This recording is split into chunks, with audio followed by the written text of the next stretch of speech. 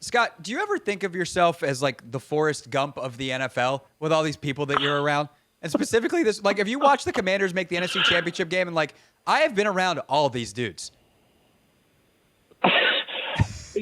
I didn't know you had Jayden Daniels stories. I knew DQ and Adam from previous conversations. Every guy asked about it. You're like, yeah, I was here, I was there. You're the guy. On the free Odyssey app, we're streaming live on YouTube at the Team 980. It was exactly 1 year and 10 days ago, I know because I went and looked it up this morning, that we opened our show by welcoming our next guest, who was the guy, and still is the guy, who gave Adam Peters his first job in the NFL.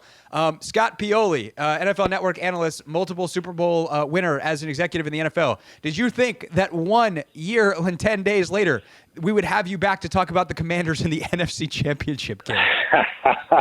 I knew we'd be having this conversation or something close to it at some point.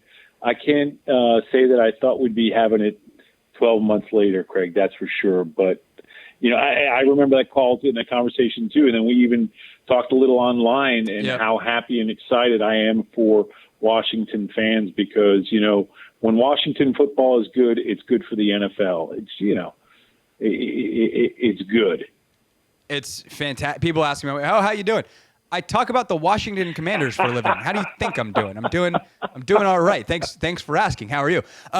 What about, like, obviously you saw something in Adam Young, you hire him as a scout and you watch his career and people, if they want to go back and listen to that interview, I'd certainly recommend it for all the background information. But what about what he's done in the last year has impressed you most? I think it's a combination of things, right? I think it's the head coach partnership that he has, which is, that is the most important thing, right? The most important thing is the head coach hiring and the head coach partnership. The next most important thing is who's your quarterback. Building the team, building the locker room, building your staff, right? Getting things in place. And in this 1 year, he's done a lot of things. I think we talked about this on air last year, talking about what were some of the things I respected about Adam and liked about Adam. When I met him when he was a young guy. He had just finished playing at UCLA. He was a graduate assistant coach, getting people coffee and doing whatever he had to do. And one of the things, when I first brought him on board at the New England Patriots, I remember distinctly was how much respect he showed for some of our older scouts. There was a guy by the name of Larry Cook, who was our college director, had transitioned, was our West Coast scout, and Larry was, in his latter years, and another guy by the name of Jake Hallam, who were terrific coaches. And I watched and paid attention to how Adam treated those folks. I remember Larry Cook's wife saying, how respectful and how much he looked out for Larry when they were on the road together. And that meant a lot to me. And I bring up that story because I think as you watch how Adam built out his front office staff, his personnel staff, he had the intelligence or the good decision making to keep people like Doug Williams and Martin Mayhew. He brought in Lance Newmark, who had been a lot of places. He brought in some other people, Scott Fitterer. He did not allow his ego get in the way of surrounding himself with good people. And guys like Martin and Doug being able to provide wisdom and experience, I think has been a really important part. But again, not surprising knowing Adam and how he handles and treats people that have experience with respect. Scott Pioli, NFL Network, with us here on the Hoffman Show. I love that story, and it leads perfectly into a version of the next question I wanted to ask you.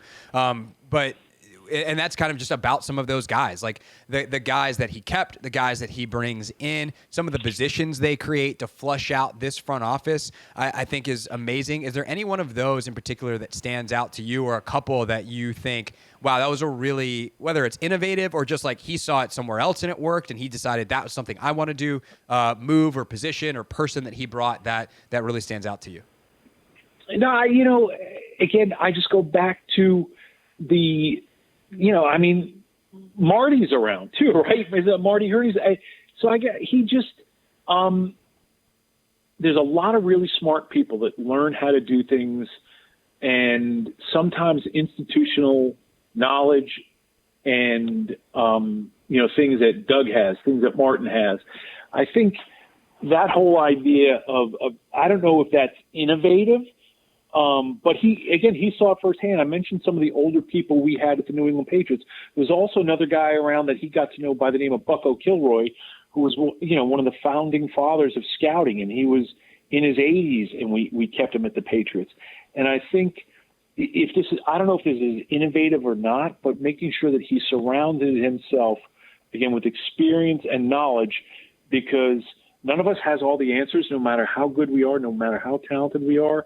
I think it goes back to, again, him having enough understanding and humility again, I don't know if that's innovative or not. Sure. Because a lot of people, when they ascend to those positions, think they got it all figured out. And so to me, that was so critical. For sure. Let me flip the question and see if this is a better way to ask it then. Because, like, Martin Mayhew was certainly a name that people around here could not wait to get rid of, because they're like, oh, he's one of Rivera's cronies. Like, it was a failed administration. Get him out. Marty Herney, same thing. I mean, Marty and Ron go way back in Carolina. Scott Fitterer is available because he gets fired in Carolina after he helped replace Rivera in Carolina. And on down the list, like, all these guys, like Newmark is one thing. He was lower, and they gave him a promotion. But they brought in a lot of guys who clearly had skill sets that helped them get high roles in the first place, but maybe that job was either too big for them or whatever the reason is, structurally, whatever, that they failed or were no longer welcome in the positions they had. How do you, as someone who is the head of a front office, especially for the first time, unlock those skill sets to be able to maximize the things that made all those people worthy of those big jobs in the first place? Well, I think part of it there's humility on both sides, right? With the person that remains and the person that takes over. It's trust, it's security, and I mean security in a psychological security. Yep. And but I also think that there's a great deal of humility, and the people who are demoted or not necessarily in those positions. Here's what I think is people that are servants don't care about titles. They don't care about, and that's what the job of the general manager is. Yes, you have to oversee things. Yes, you have to be the boss. But really, in that role, Adam's job is to be a servant to the head coach who's serving the players, right? And that's the way this goes. And people, I think, sometimes lose sight of the fact, to answer the other part of the question, I think sometimes just because someone's fired doesn't mean that they're not any good. Right. Just because someone didn't have success in a situation doesn't mean that they're not any good. I was with Bill Belichick when Bill got fired in Cleveland, right? I've been with a number of other coaches and front office people. I was with DQ, right? I was with DQ. DQ got fired. Thomas Dimitroff got fired. Thomas Dimitroff is an incredible general manager. So I think, the first part of that question, when you were talking about, people with experience and they want to run people off, people don't go into those jobs trying to fail. Sometimes there's circumstances that are happening behind closed doors that the world never sees, that the media doesn't see, the fans don't see, that have something to do with success and or failure. And just because you're a part of a failed regime doesn't mean that you're a failure and doesn't mean that you're not any good. That is very well put. Scott Pioli is with us from the NFL Network here on the Hoffman Show. So then he gets to picking players, and he's pretty good. And the guys he's got are pretty good at that part too. They did all right. Yeah. When you look at Jayden and you think of knowing Adam like you do, knowing DQ like you do, and obviously that is the piece. We can talk about all the other great things they've done, and that's what I do for 15 hours a week here between 4 and 7. But when you look at the Jayden piece of it, what has impressed you the most about either what he has done as an individual or the structure and circumstances that have allowed him to blossom like he has as an individual? Well, I am a big believer in that the development of quarterbacks is circumstantial, right? And you have to have people around you on not only on the field and in your locker room, but coaches and staff. It takes a village. Now, that being said, I was really fortunate. I worked with the LSU football program as a consultant for Brian Kelly in Jayden's 2 years there, and I got to know him as soon as he walked in the door. And when I had a chance to spend time with him, I was a little bit taken back and was trying to sort out when I first met him, like, okay, this guy can't be this mature. He can't be this smart. He can't be this detailed. And that calm that you see was my every meeting with him. And, I remember reaching out to, or having communication with DQ and AP before the draft. And, I shared the story with them about, I think I don't know if I know I've shared it in other places in DC about, there's this, I had to do Good Morning Football with NFL Network, and we were on Central Time. So I was in there real early in the morning. It was after 5 o'clock in the morning.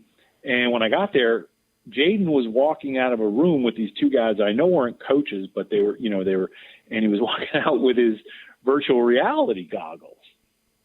And again, this is now the second year, and I said, "Hey man, what are you doing here?" And I'm thinking, okay, is this guy trying to play me or what? And I'm like, "What were you doing? What'd you learn with the virtual reality goggles?" And he's like, "Well, I've never been to Mississippi State. I've never been to Starkville." He said, "But I just spent the morning learning about Starkville and their sidelines. What it looks like is I can walk in that stadium now, and I know exactly where the play clocks are. Either the 30-second clock." And it's his attention to detail and maturity and understanding. He has a remarkable work ethic, but he also arrived with outstanding and beyond his year work habits. Then he's had a group of people around him. It's DQ, it's AP, it's Cliff, it's all of these people. There's a village that's developing him, and he's all in. I was blessed to be around Brady, and Brady had all those things that we're talking about here, but he had a village around him of people that were incredible coaches that helped him develop. Scott, do you ever think of yourself as like the Forrest Gump of the NFL with all these people that you're around? And specifically this, like, if you watch the Commanders make the NFC Championship game, and like, I have been around all these dudes. I didn't know you had Jayden Daniels stories. I knew DQ and Adam from previous conversations. Every guy asked about you, like, yeah, I was here, I was there. You're the guy. No, it's just good fortune, man. I'm blessed to be around good football people, and I'm attracted to their greatness, right? And yeah, so it's I've been fortunate. No doubt about it. They did a lot of other things with that roster too. Here's the other thing I'll say about the Jayden Daniels development. For sure. And is one of the most unsung signings that they had this year as a free agent, in my opinion, is Tyler Biadasz.